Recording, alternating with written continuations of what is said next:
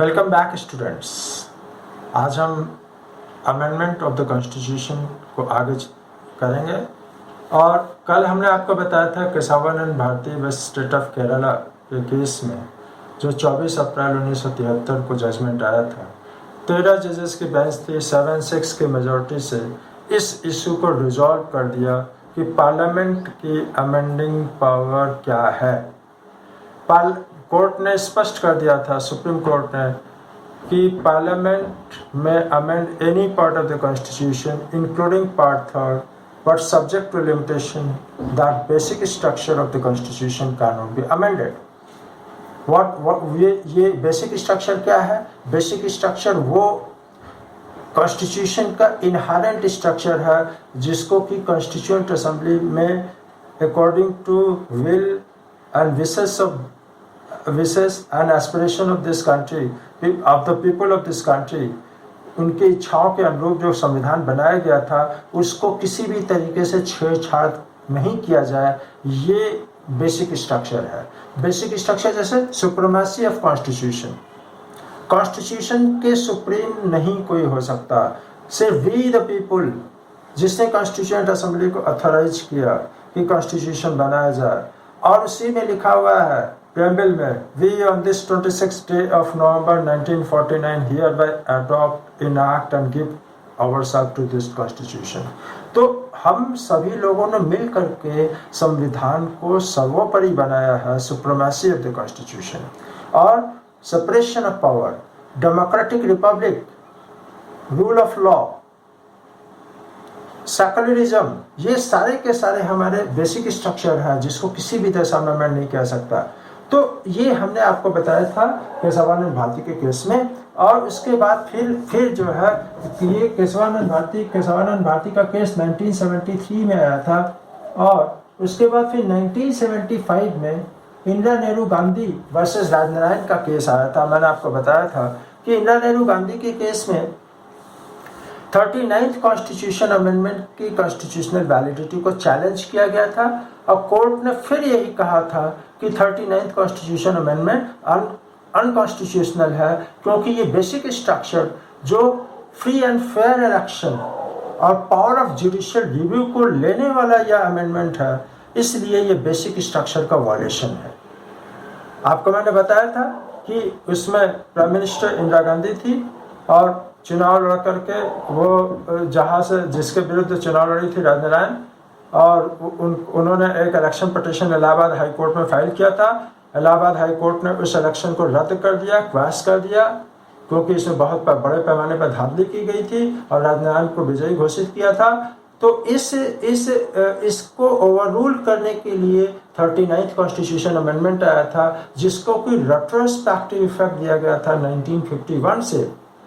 और इस constitutional amendment को चैलेंज किया गया था ये इंदिरा नेहरू गांधी वर्सेस राजनारायण के केस में 1975 में, जिसको कि 39 कॉन्स्टिट्यूशन अमेंडमेंट को अनकॉन्स्टिट्यूशनल डिक्लेयर कर दिया। और कोर्ट ने बहुत साफ कर दिया कि कोई भी व्यक्ति रूल ऑफ लॉ से ऊपर नहीं है, तो nobody above the law. Article 14 में equality before law and eco-production of law, 39th constitution amendment में मुख्य रूप से इस बात पर जोर दिया गया था कि जो लोकसभा स्पीकर, प्राइम मिनिस्टर और ये कुछ ऐसे लोगों के पद चुनाव लड़ करके अगर आएंगे तो उनके विरुद्ध कोई किसी भी प्रकार की याचिका प्रस्तुत नहीं की जा सकती। और उसका पावर ऑफ जुडिशियल रिव्यू भी खत्म कर दिया। पावर ऑफ जुडिशियल रिव्यू ये कॉन्स्टिट्यूशन का इनहेरेंट पावर है, ये बेसिक स्ट्रक्चर है। किसी भी दशा में कोई भी अमेंडमेंट के द्वारा इसको समाप्त नहीं किया जा सकता। इसीलिए बेसिक स्ट्रक्चर डॉक्ट्रिन बनाया गया और इसीलिए पार्लियामेंट के अमेंडिंग पावर को लिमिट किया गया है। वो लिमिटेशन यही है कि parliament has power to amend any part of the constitution even including part 3 but subject to limitation the basic structure of constitution can not be amended. और बेसिक स्ट्रक्चर को इंटैक्ट रख के कोई भी अमेंडमेंट कर सकते हैं।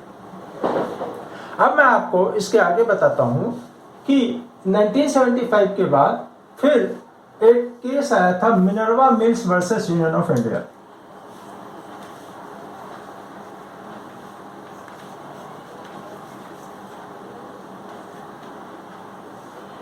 यूनियन ऑफ इंडिया ये 1981 का केस था, 80 का केस था, 1980 मिनरवा मिल्स 1980 का केस था। और इस केस में सुप्रीम कोर्ट के सामने एक्चुअली इसमें क्या था, industrial development regulation act 1951 red with silk and textile nationalisation act 1974 के तहत एक ऑर्डर आया जिसमें कि एक इंडस्ट्रियल अंडरटेकिंग को यूनियन ऑफ इंडिया ने ओवरटेक कर लिया। मीनवाइल 42nd अमेंडमेंट भी हुआ था, 42nd अमेंडमेंट, और उस 42nd अमेंडमेंट के एंट्री नंबर 55 के तहत आर्टिकल 368 में सब क्लास 4 एंड 5 ऐड किया गया। आज भी वो प्रोविजन पड़ा हुआ है, उसको अभी आप उसको खोल करके देखिए। उसमें साफ साफ मैं उसको कोट करना चाहूंगा, 368 का जो सब क्लास 4 एंड 5 है, जिसमें कि no amendment of this constitution including the provision of part 3 made और purporting to have been made under this article. फिर क्लास 5 है, उसी में आगे है, shall be called in question in any court on ground. Means कोई भी constitution का अमेंडमेंट, इवन पार्ट 3 भी अमेंड किया जाए, इसको न्यायालय में चुनौती नहीं दी जा सकती। सीधे सीधे पावर ऑफ जुडिशियल रिव्यू को उन्होंने एक्सक्लूड कर दिया इस अमेंडमेंट के जरिए। 42nd अमेंडमेंट में entry number 55, actually 42nd amendment emergency के दौरान ये अमेंडमेंट किया गया था। ये बेसिकली उस समय अपोजिशन थी ही नहीं, और सारे अपोजिशन पार्टी को जेल में बंद कर दिया गया था पार्लियामेंट में। और उस 42nd अमेंडमेंट में वो पूरा बहुत व्यापक अमेंडमेंट था। उस एंट्री नंबर 55 में उन्होंने ये लाया कि अगर संविधान संशोधन किया जाता है, किसी भी प्रकार का संशोधन है, उसको न्यायालय में चुनौती नहीं दी जा सकती। फिर क्लास 5 में then prime minister Indira Gandhi, फिर क्लास 5 में फर्दर, जो कि एक प्रकार से सारी मर्यादाओं को लांघा गया है। For the removal of doubts it is hereby declared that there shall be no limitation whatever on the constituent power of Parliament to amend by way of addition, variation of repeal the provision of this constitution under this article. Parliament ने अपने आप को सर्वोपरि बता दिया।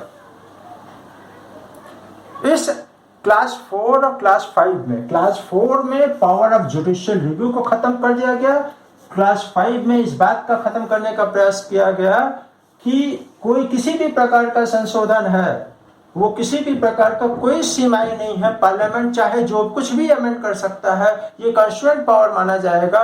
कोई भी addition, variation, repeal करे, उसको किसी भी प्रकार की चुनौती न्यायालय में नहीं दी जा सकती।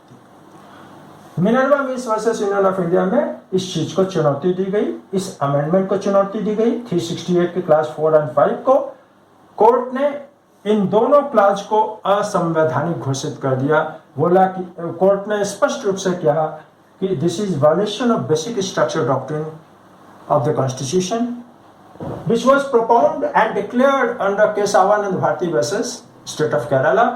1973 में जो बेसिक स्ट्रक्चर डॉक्ट्रिन प्रोपाउंड किया गया था, उसके तहत क्लास 4 और क्लास 5 असंवैधानिक है, अनकॉन्स्टिट्यूशनल है। लिहाजा क्यों, उसका कारण क्या है? उसका कारण साफ है। उसका कारण कोर्ट ने बहुत अच्छे से समझाया। वी द पीपुल, ये सॉवरेन है। कॉन्स्टिट्यूएंट असेंबली के तहत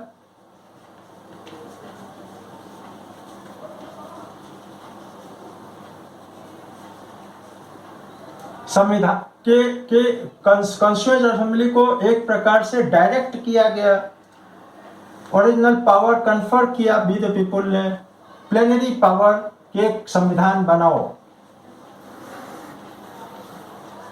और इसमें ये प्रोविजन होने चाहिए। और उसके तहत 3 अंग बनाए गए, 3 ऑर्गन, लेजिस्लेचर, एग्जीक्यूटिव और जुडिशरी। लेजिस्लेचर में यूनियन लेजिस्लेचर को ही हम पार्लियामेंट कहते हैं, स्टेट लेजिस्लेचर को लेजिस्लेटिव असेंबली कहते हैं।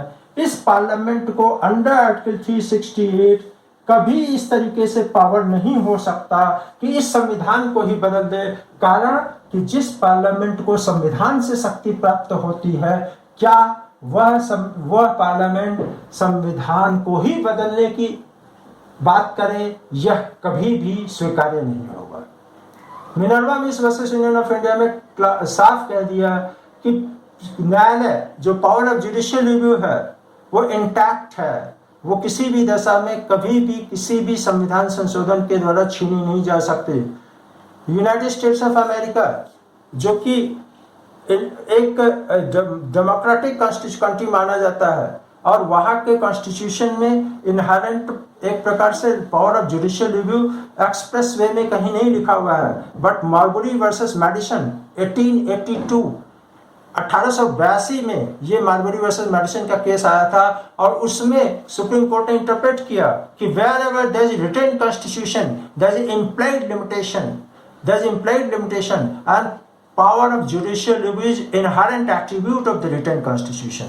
लिखित संविधान में जुडिशियल रिव्यू अपने आप में लिखित रूप इसका अंतर्निहित एक वास्तविक लक्षण होता है, गुण होता है और इसको किसी भी दशा में समाप्त नहीं किया जा सकता।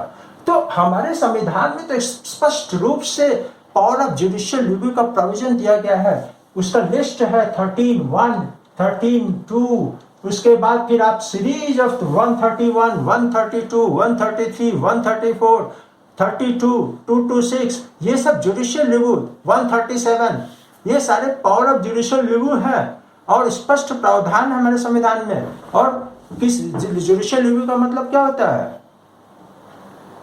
The judiciary will ensure whether legislative and executive action is in accordance with the provision of the constitution of this country or not। ये सुनिश्चित करने का काम इसी को पावर ऑफ जुडिशियल रिव्यू कहते हैं। तो लेजिस्लेचर का जो पार्लियामेंट है, पार्लियामेंट कभी भी स्वयं एक अपने पावर को एनलार्ज कर दे। जैसे सीधी सी बात है कि वी द पीपुल ये मालिक है, पार्लियामेंट एक इसका सर्वेंट है, सर्वेंट को चाबी दे दिया और उसको ये बोले कि आज से मैं मालिक हो जाता हूं और घर के नियम इस प्रकार से चलेंगे। क्या ये संभव है? ओरिजिनल जो डेरिवेटिव पावर है, कॉन्स्टिट्यूशन अमेंड करने का जो पावर है वो डेरिवेटिव पावर है। वो डेरिवेटिव पावर प्लेनरी पावर को सुपरसीड कर सकता है। अगर किसी प्रकार का बेसिक स्ट्रक्चर को अमेंड करने की कोई बात अगर आएगी तो वो सिर्फ और सिर्फ कॉन्स्टिट्यूएंट असेंबली नया बनाना पड़ेगा और उसको वी द पीपुल के जरिए उसको शक्ति प्राप्ति होगी, तब जाकर के वो बेसिक स्ट्रक्चर को, अदरवाइज बेसिक स्ट्रक्चर इस संविधान में नहीं बदला जा सकता। उनकी एक सीमाएं हैं, लिमिटेशन है। उसके बाद फिर 1981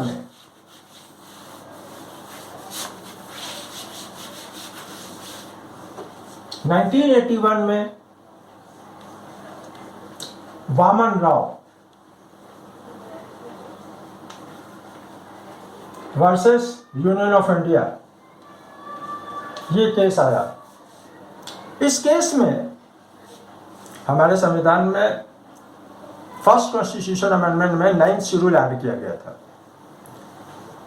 9th शेड्यूल का और 9th शेड्यूल के साथ साथ आर्टिकल 31 को भी अमेंड किया गया था। एक्चुअली आर्टिकल 31 में 31A 31B ऐड किया गया था फर्स्ट कॉन्स्टिट्यूशन अमेंडमेंट में। 31B में ही लिखा था कि 9th शेड्यूल में जो कुछ भी कानून लिस्ट में जोड़े जाएंगे उसको न्यायालय में चुनौती नहीं दिया जा सकता।